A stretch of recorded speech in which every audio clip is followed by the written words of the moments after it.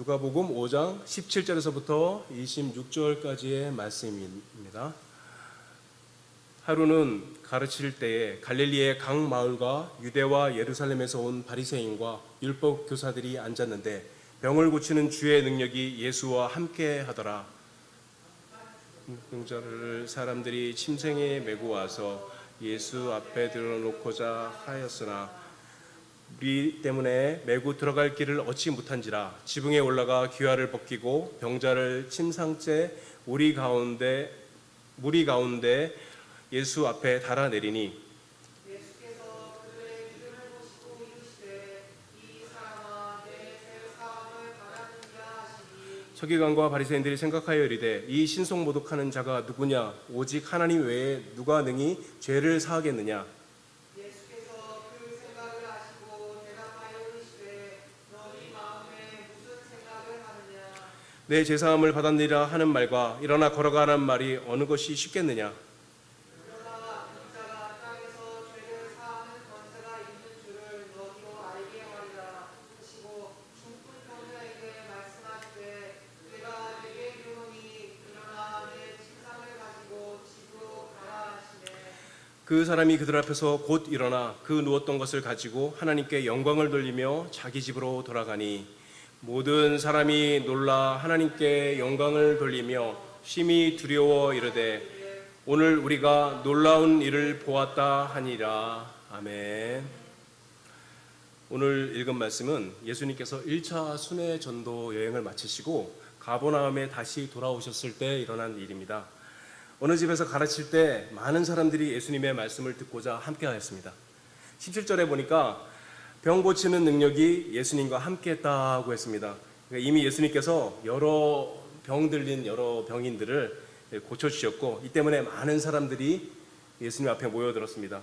특이한 것은 갈릴리의 각 마을과 유대와 예루살렘에서 온 바리새인과 율법 교사들이 와서 앉았다고 했습니다. 서로 날짜라도 맞춘 것처럼 전국 각지에서 바리새인과 율법 교사, 서기관들이죠.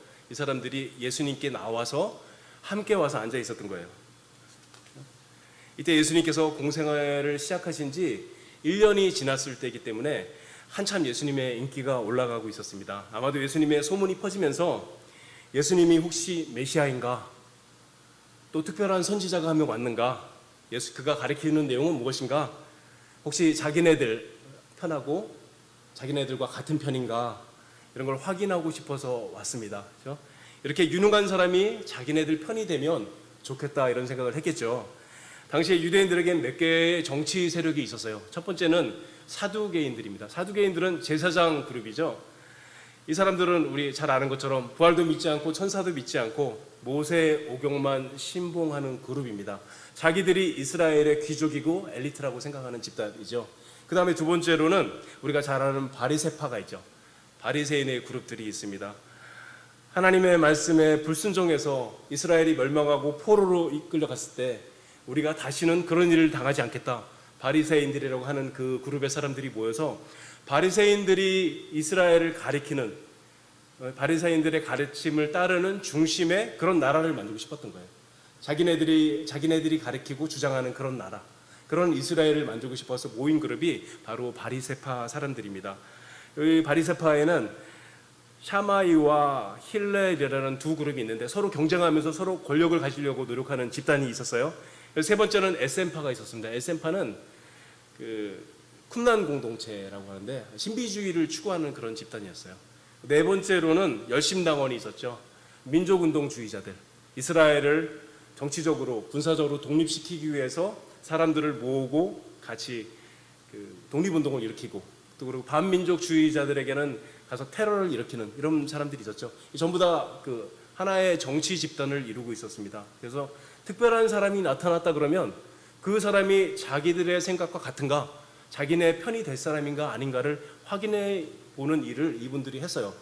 예수님 앞에 이들이 특별히 이렇게 모인 이유도 먼저 알고 싶었습니다. 바리새인은 바리새인대로, 사두개인들은 사두개인대로 이 사람들이 모두 뭘 알고 싶었죠? 예수님이 우리 편인가, 우리의 생각과 같은가.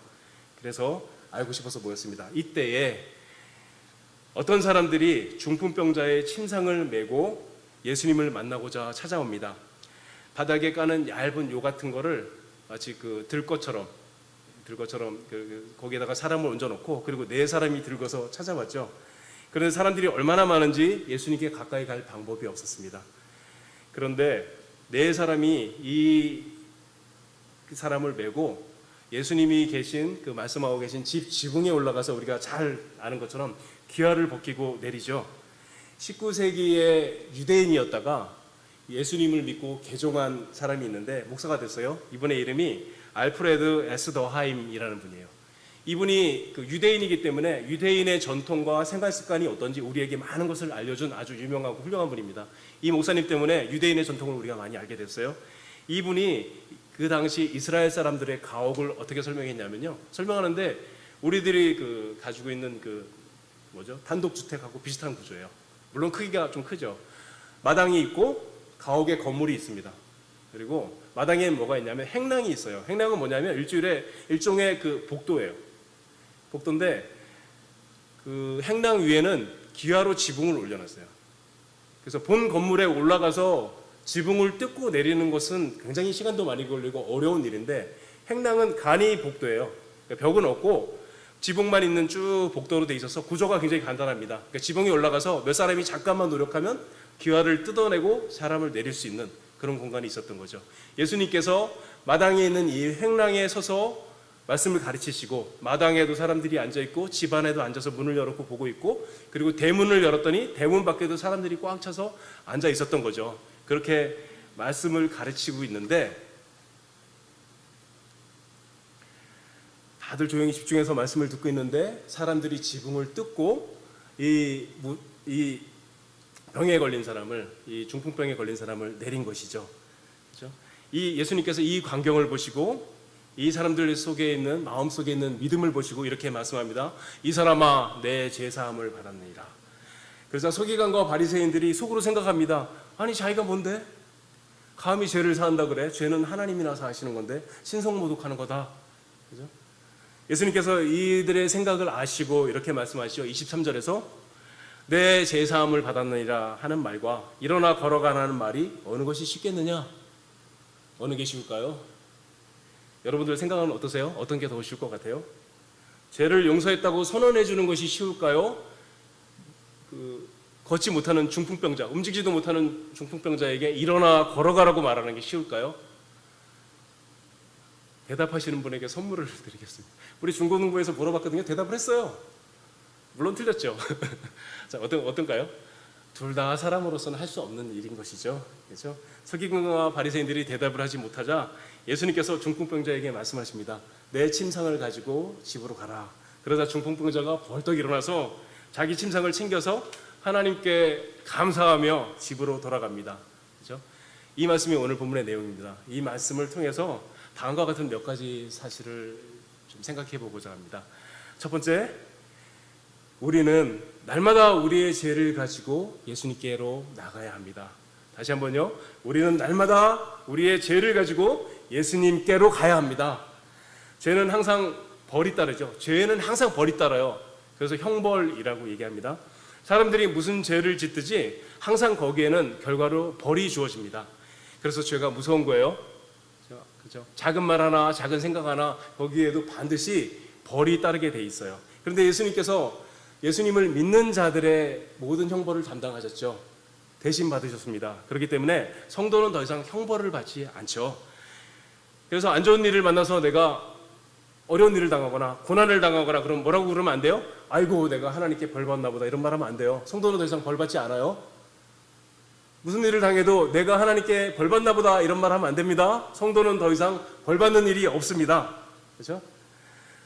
성도의 모든 형벌은 면제되었습니다. 그러나 하나님께서 징계도 면제하신 것은 아니죠.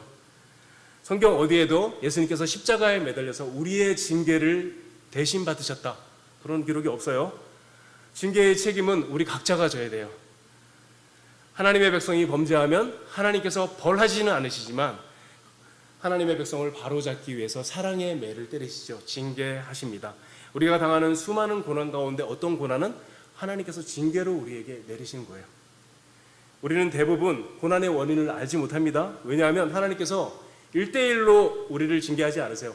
너 어제 죄 졌지? 그러니까 오늘 이 벌 받아. 이런 식으로 우리를 징계하지 않으십니다. 하나님께서 때에 따라서, 사람에 따라서 어떤 사람은 즉각적으로 벌을 징계하시기도 하고, 또 어떤 사람은 긴 시간 동안 오래 참으시면서 타이르다가 그 사람에게 합당하게 징계하시기도 합니다. 그래서 우리가 어떻게 해야 돼요?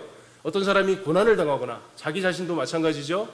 어려운 일을 만났을 때 다른 사람을 향해서 죄를 지어서 저런 고난을 당한다고 말해서는 안 돼요. 그렇죠? 엉터리로 사니까 고난을 당한다고 말해서는 안 됩니다. 우리 누구에게도 그렇게 다른 사람을 향해서 말할 자격이 없고, 자기 자신을 향해서도 함부로 그렇게 말해서는 안 되는 것이죠. 질병의 경우도 마찬가지입니다. 대부분의 질병은 죄 때문에 일어나지 않습니다. 죄를 지어서 벌로 질병이 생기는 것보다 알지 못하는 이유 때문에, 혹은 잘못된 생활 습관 때문에 질병이 생기는 경우가 허다하죠. 그렇죠? 그래서 병에 걸리거나 사고로 다치거나 했을 때도 절대로 하나님께 벌을 받아서 내가 병에 걸렸다고 생각하거나, 내가 하나님께 징계를 받아서 이 병에 걸렸다고 함부로 결정 내리고 함부로 그렇게 생각하는 것은 그렇게 좋은 것이 아니에요. 그렇죠? 우리 어떻게 생각하는 게 좋습니까? 어떤 일을 당했을 때 죄악된 세상에서 모든 사람이 당하는 일을 나도 당하는구나, 이렇게 생각하는 것이 가장 좋은 태도인 것입니다. 불의한 일은 누구나 당하는데 나도 그 중에 한 가지 일을 내가 오늘 당하고 있구나, 모든 고난을 당하거나 병에 걸렸을 때 그렇게 생각하는 것이 좋습니다. 우리는 단지 이런 일이 왜 생겼는지 모르지만 하나님 저를 불쌍히 여겨주셔서 이 어려운 일들에서 구원하여 주십시오 하는 그런 마음으로 살아가는 것이 가장 좋은 태도인 것입니다. 그러나 어떤 경우에는 죄 때문에 병을 얻기도 합니다. 예수님께서 중풍병에 걸린 사람을 보자마자 이렇게 말씀하십니다. 이 사람아, 내 죄 사함을 받았느니라. 여기서 우리 뭘 알 수 있죠? 이 중풍병이 죄 때문에 왔다는 사실을 알 수 있는 것이죠. 이 사람의 원인이 죄라는 것을 우리는 이 말씀을 통해서 알 수 있습니다. 예수님께서 질병으로 예수님을 찾아온 수많은 사람들을 고쳐주실 때 내 죄 사함을 받아라 이렇게 말한 경우가 없어요. 이 사람이 처음 있는 것입니다. 중풍에 걸린 사람이 유대인이죠. 하나님을 믿는 사람입니다. 그에게 믿음이 있다고 하셨으니 이 사람은 진실하게 여호와 하나님을 섬기는 사람이었어요. 하나님을 진실하게 믿는 사람이 중풍병에 걸려서 전혀 움직이지 못하는 상태에 있게 되었습니다. 다른 사람들은 왜 이런 병이 찾아왔는지 알지 못합니다. 그러나 이 사람은 자기 자신의 병이 왜 왔는지 짐작해서 알고 있었겠죠. 속으로 아마 이렇게 생각했을 거예요.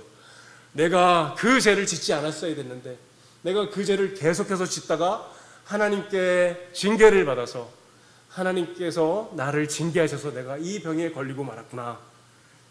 그래서 탄식하면서 기도도 많이 했습니다. 그러나 자기가 지은 죄가 날마다 생각납니다. 하나님께서 나의 죄 때문에 나에게 이런 일을 허락하셨구나. 내가 그 죄를 짓지 않았어야 되는데, 멈췄어야 되는데, 더 거룩한 삶을 살았어야 되는데 하면서 자기 자신을 자책하면서 자기를 괴롭히면서 그렇게 시간들을 지내왔습니다. 그런데 이 사람에게 더 힘든 일이 무엇이었을까요? 무엇보다도 힘든 일은, 하나님을 진실하게 믿는 사람에게 힘든 일은 뭐죠? 하나님이 이제 나를 버리셨나 하는 생각입니다. 나는 이제 움직이지도 못하게 되었구나. 이 병으로 말미암아 이제 쓸모없는 사람이 되어서 누워있다가 죽게 되나 보다. 하나님이 죄 때문에 나를 버리셨나 보다. 이 큰 고통 가운데, 이 어려움 가운데 이 사람이 있었던 것이죠. 그러다가 이 사람이 예수님의 소식을 듣게 됩니다. 예수님이란 분이 수많은 사람의 질병을 고쳤는데 그분이 다시 가버나움에 돌아오셨다. 더 놀라운 건 뭐죠? 나는 죄 때문에 중풍병에 걸렸다고 생각하는 사람의 마음속에 무슨 생각을 했을까요? 그런데 예수님은 병만 고치는 것이 아니라 어떤 죄인이 찾아와도 사랑으로 대해주시는 분이다. 창기가 찾아와도, 세리가 찾아와도 예수님께서는 그분을 반갑게 맞이해 주셨다면, 병으로, 죄로 말미암아 병에 걸린 나도 예수님께 다가간다면 어쩌면 예수님께서 나를 받아주실지 모르겠다, 이런 생각이 들었습니다. 그래서 어떻게 했을까요? 같이 회당에서 예배드리는 신앙의 친구들에게 도움을 청합니다. 나를 도와줘. 예수님에게 나를 데려다줘. 예수님이 창기도 받아주시고 세리들도 받아주시고 병든 사람들을 거절하지 않으셨으니 틀림없이 나도 받아주실 거야. 여러분, 나를 도와주세요. 나를 예수님에게 데려다줘.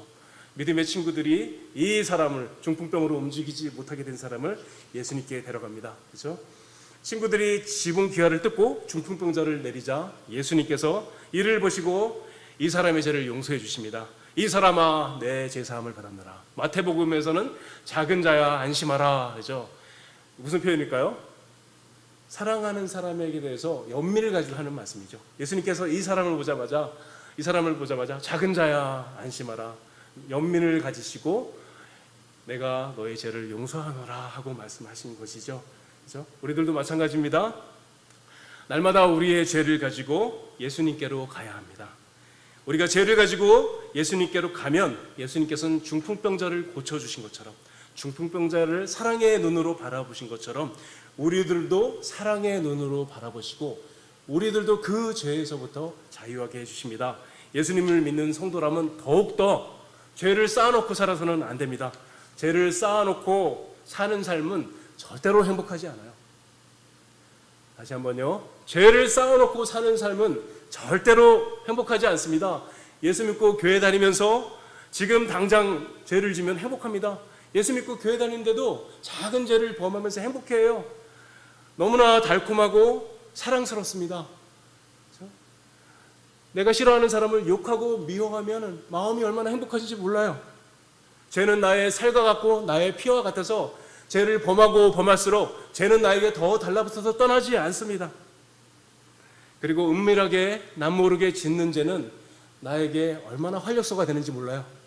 그러나 죄를 쌓아두고 사는 사람은 절대로 행복한 삶을 살아갈 수 없습니다. 너무나 달콤하고 너무나 죄가 좋지만 예수 믿고 살아가는 사람들도 날마다 그렇게 죄를 짓고 살아가면 파괴된 인생을 살아갈 수밖에 없습니다. 하나님께서 특별하게 징계하지 않아도 그 사람은 행복한 삶을 살아갈 수 없어요. 은혜는 사라지고 마음은 무겁고 신앙생활은 답답하고 재미없고 짜증이 납니다. 행복한 생활을 살아갈 수가 없습니다. 영혼의 갈증은 들어가고 인생은 마음에 드는 것이 하나도 없는 상태가 됩니다. 하나님을 섬기는 행복도 없고 하나님을 예배하는 기쁨도 없는 삶을 살아갈 수밖에 없습니다. 예수 믿는 사람이지만 어떻게 살아가죠? 욕망에 따라 그냥 살아가는 삶을 살아갈 수밖에 없게 되는 것입니다. 예수 믿는 사람이지만 자기의 욕망을 따라 그냥 살아가는 삶은 절대로 행복한 삶이 없습니다. 될 수가 없습니다. 그냥 살아가는 것은 그리스도인이 살아갈 수 있는 삶이 아니에요. 그리스도인의 진짜 삶은 뭐예요? 생명의 삶인데 죄를 쌓아두고 살아가기 때문에 생명의 삶은 살지 못하고 죄를 쌓아가면서 생명과 전혀 관계없는 그런 욕망의 삶을 살아갈 수밖에 없게 되는 것입니다. 생명의 삶을 살기 원한다면, 예수 믿고 정말 행복한 삶을 살기 원한다면 이 중풍병자처럼 자신의 죄짐을 예수님께 가지고 와서 쏟아내야 됩니다. 예수님께로 가지고 와야 됩니다. 수시로 입을 열어서 자기의 죄를 말해야 돼요. 우리의 죄를 고백해야 합니다. 죄짐을 그렇게 풀어놓아야 합니다. 제가 아무리 사랑스럽고 아무리 좋아도 예수님께 가서 쏟아붓고 해결해야 합니다. 그렇게 반복한다면 습관적인 죄와 우리가 끊어보지 못할 것 같은 악한 죄들을 우리는 끊어버릴 수 있습니다. 예수님을 믿고 나서도 죄의 권세에 눌려서 살아가는 것 같은 그러한 삶에서 벗어나서 중풍병자가 자유를 얻은 것처럼 죄에서 자유한 삶을 살아갈 수 있게 됩니다. 내가 예수님께 나와서 날마다 죄를 쏟아붓고 죄의 문제를 해결해 주니까 마음이 기뻐집니다. 마음이 기뻐지니까 못된 성격도 고쳐져요. 못된 성격도 고쳐지고 못된 성품이 고쳐지니까 나를 만나는 사람도 나 때문에 행복한 사람이 되게 됩니다. 그렇죠? 예수 믿는 삶을 진정으로 잘 살고 싶다면, 진짜로 예수 믿는 기쁨을 누리고 싶다면 날마다 죄를 쏟아내야 합니다. 예수님께 나와서 날마다 쏟아부어야 돼요. 특별히 무릎 꿇고 기도하지 못해도 길을 걸으면서 일을 하면서 운전을 하면서 생각할 때마다 예수님, 제가 이런 죄를 졌습니다. 이 죄를 예수님 앞에 고백합니다. 구원하여 주시옵소서, 용서하여 주시옵소서 하고 죄를 쏟아붓는 일을 매일같이 순간순간마다 해야 합니다. 그렇게 살아간다면 예수 믿는 삶의 맛을 느낄 수가 있어요. 생명의 삶을 살아갈 수가 있습니다. 죄에서 자유하는 삶을 진정으로 살아가면서 신앙생활하는 기쁨을 다시금 회복할 수 있습니다. 우리 모두 그렇게 살았으면 좋겠습니다. 예수님 앞으로 가서 이 문둥병자처럼 죄짐을 쏟아내시기 바랍니다. 두 번째로 우리가 생각해야 될 것은 죄를 용서해 주시는 예수님의 권세는 십자가에서 나왔다는 것입니다. 다시 한번요. 죄를 용서하시는 예수님의 권세는 십자가에서 나왔습니다. 예수님께서 죄의 사함을 받았다고 선언하시니까 서기관과 바리새인들이 속으로 이렇게 말합니다. 21절을 제가 읽을게요. 서기관과 바리새인들이 생각하여 이르되 이 신성모독하는 자가 누구냐? 오직 하나님 외에 누가 능히 죄를 사하겠느냐? 이들이 하는 말이 맞죠. 하나님 외에 누가 감히 다른 사람의 죄를 사했다고 말할 수 있어요? 근데 이들이 뭐가 문제죠? 예수님이 하나님이라는 사실을 이들은 믿지 못했죠. 알지 못했죠. 그래서 오히려 반대로 뭘 했습니까? 예수님이 하나님인 걸 인정하지 않으므로 이들 스스로가 오히려 신성모독을 하고 있었던 것입니다. 예수님께서 그들의 생각을 아시고 이렇게 말씀합니다. 23절입니다. 내 제사함을 받았느니라 하는 말과 일어나 걸어가라 하는 말이 어느 것이 쉽겠느냐? 아까도 물어봤죠. 어느 것이 쉬울까요? 둘 다 사람으로서는 할 수 없습니다. 제사함을 받았다는 것은 눈으로 볼 수 없죠. 그런데 아무나 와서 내가 내 죄를 사하였노라 이렇게 되면 정말로 신성모독이죠. 바리새인들이 비난한 것처럼 신성모독이 됩니다. 그러니 사람이 할 수 있는 말이 아니에요. 그렇죠? 두 번째로 일어나 걸어가라 하는 말은 쉬울까요? 안 걸어가면, 아무런 효과가 안 나타나면 안 되는 것이죠. 그러니까 누구나 할 수 있는 말이 아닌 것이죠. 하나님만이 이 두 가지 말을 하신 것입니다. 이 두 가지 모두 하나님이 아니시면 할 수 없는 말인 것이죠.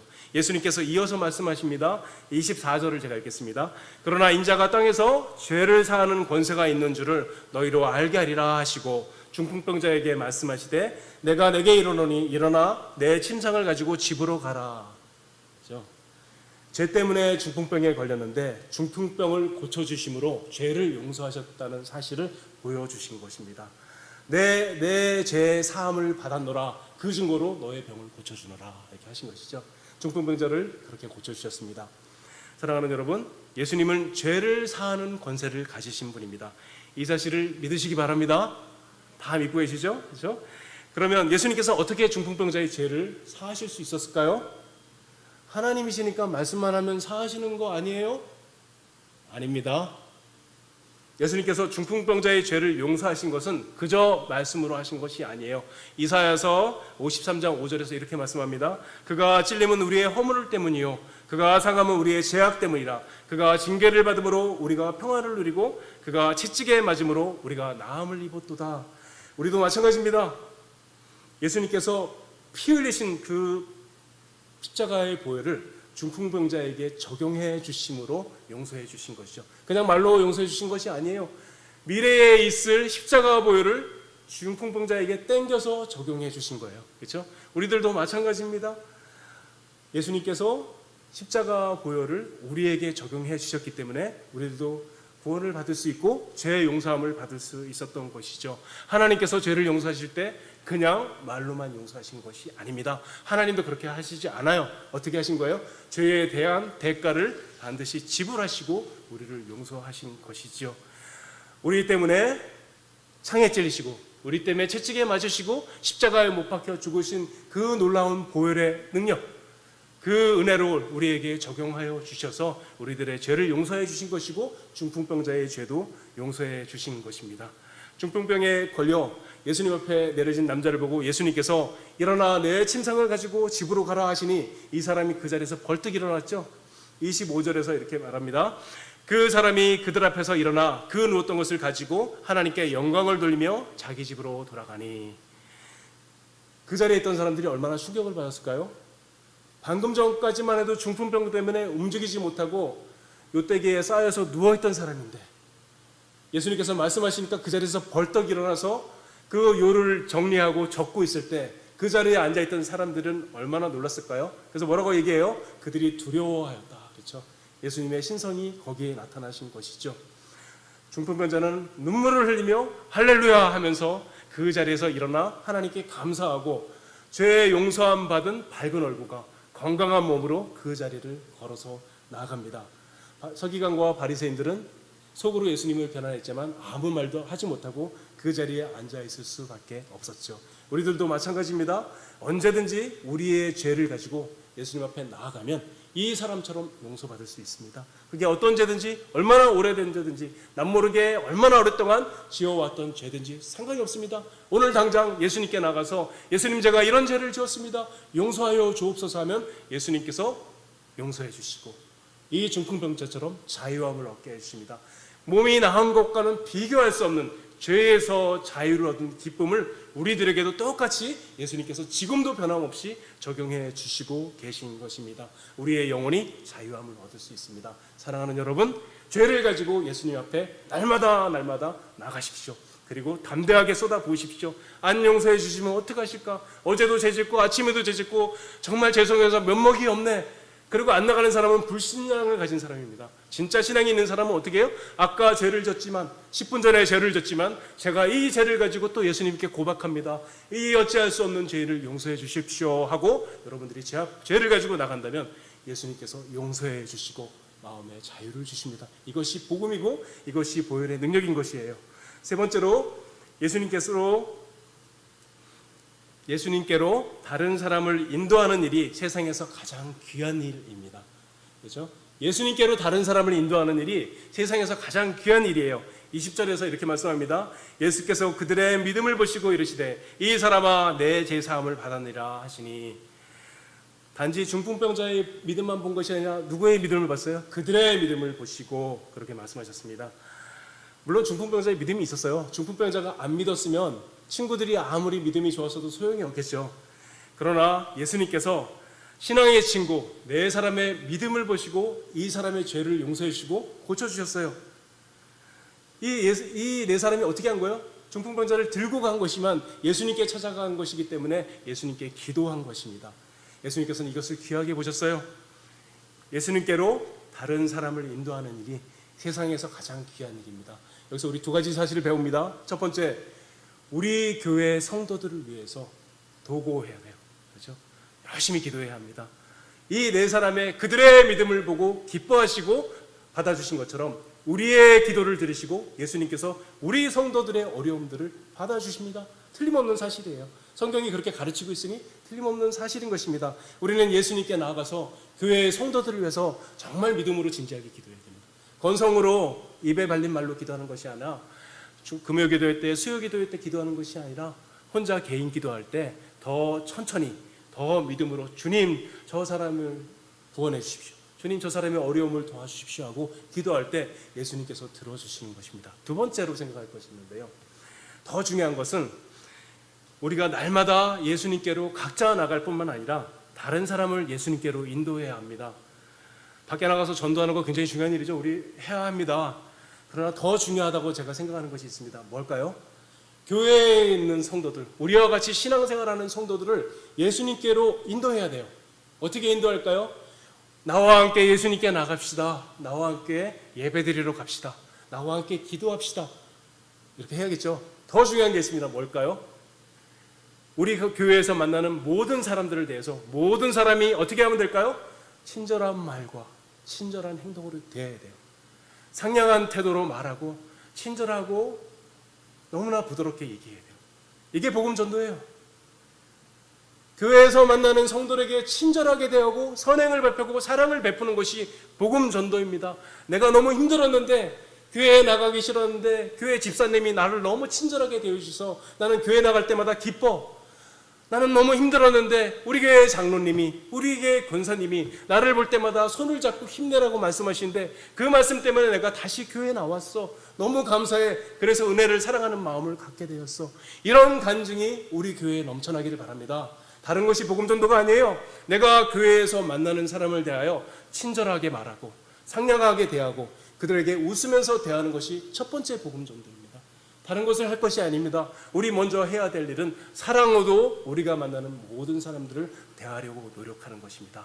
그 다음에 그런 분들의 마음이 다 열려서 우리 서로 사랑하고 기쁘고 행복한 마음으로 서로를 바라보고 말씀을 드리며 은혜를 받고 하는 일이 있는 것입니다. 이것이 가장 중요한 복음 전도입니다. 이것이 바로 예수님을, 친구들을, 다른 사람들을 예수님께로 인도하는 것입니다. 이 일들을 우리 모두 다 했으면 좋겠습니다. 실천하면 되겠습니다. 어렵지 않습니다. 길거리 나가서 전도질 돌리는 것도 아니에요.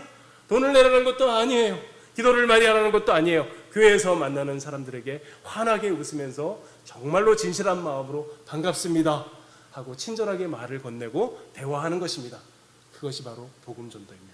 우리 모두 그렇게 실천했으면 좋겠습니다. 그래서 누가 우리 교회에 들어오든지 친절하고 사랑이 넘치고 은혜가 가득해 보이는 교회가 될 수 있도록 그 이면에 하나님께서 그것들을 사용하셔서 일할 것을 믿으시기 바랍니다. 우리 모두 그렇게 실천하는 성도들이 되었으면 좋겠습니다. 기도하겠습니다. 사랑이 많으신 하나님 아버지, 이렇게 예배드릴 수 있게 해주셔서 감사합니다. 죄 때문에 중풍병에 걸린 사람이 예수님께로 나아갔을 때 용서해 주시고 고쳐주신 것처럼 저희들도 예수님께 나아오니 저희들을 용서해 주시옵소서. 날마다 저희의 죄를 고백합니다. 사죄의 은총을 베풀어 주시옵고 저희들의 부족한 것과 망가진 것들을 고쳐 주시옵소서. 하나님의 자녀다운 삶을 살아갈 수 있도록 도와주시옵소서. 중풍병에 걸린 친구를 예수님께로 인도한 친구들처럼 저희들도 만나는 모든 사람을 예수님께 인도하기를 원하옵나이다. 늘 샬롬의 마음을 주셔서 친절한 말과 기쁨으로 영혼들을 인도하는 저희들이 되도록 도와주시옵소서. 주께서 그 섬김들을 사용하여 주셔서 많은 사람들을 주께로 인도하는 저희들이 우리 교회가 될 수 있도록 도와주시오며 역사하여 주시옵소서. 예수님의 이름으로 기도드립니다. 아멘.